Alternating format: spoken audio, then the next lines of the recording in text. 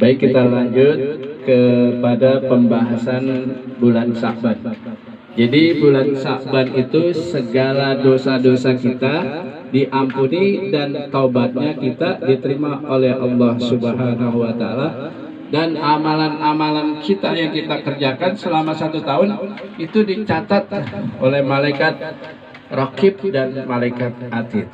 Nah, makanya jangan sia-siakan malam Sya'ban ini untuk melakukan kegiatan-kegiatan yang mendapatkan pahala yang besar, seperti baca Al-Quran, zikir, kemudian sholat tahajud.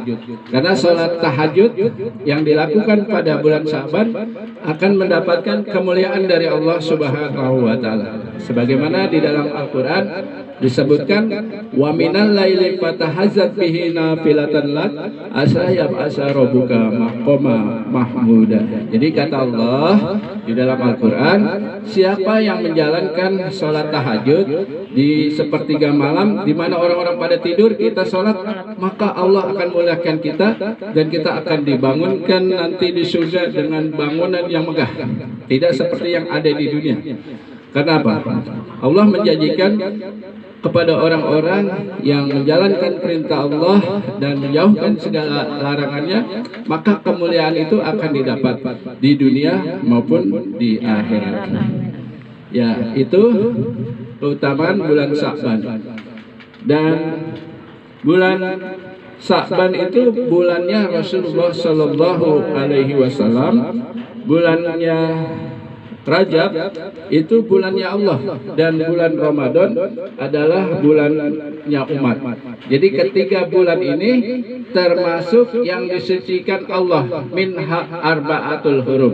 Hanya saja bulan Sya'ban ada di pertengahan bulan ke-8 di hitungan bulan Hijriah.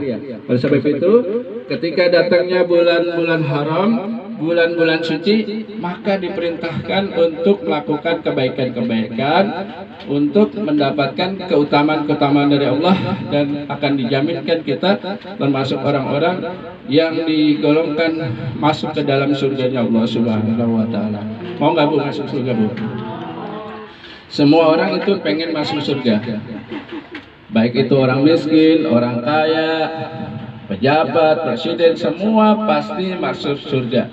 Lalu bagaimana untuk mendapatkan surga?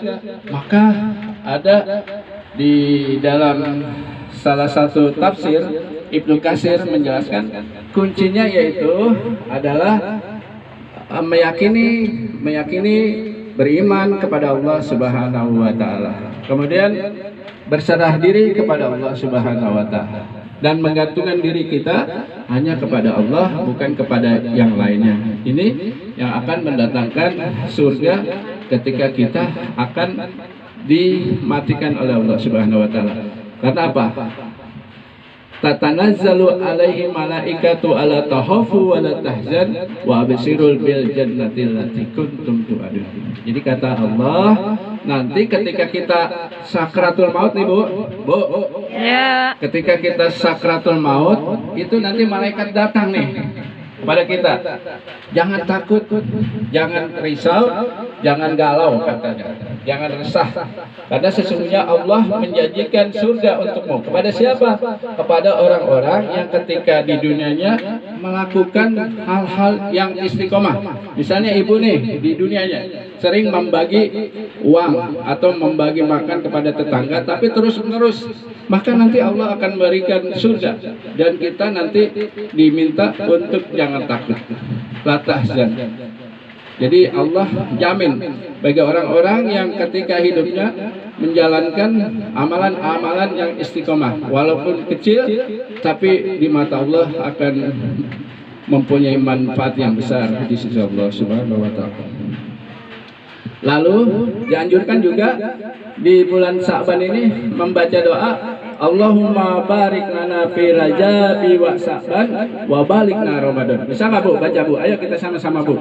Kita memohon kepada Allah untuk agar diberikan keberkahan di bulan Rajab, di bulan Sya'ban, dan kita sampai kepada Ramadan yang sebentar lagi kita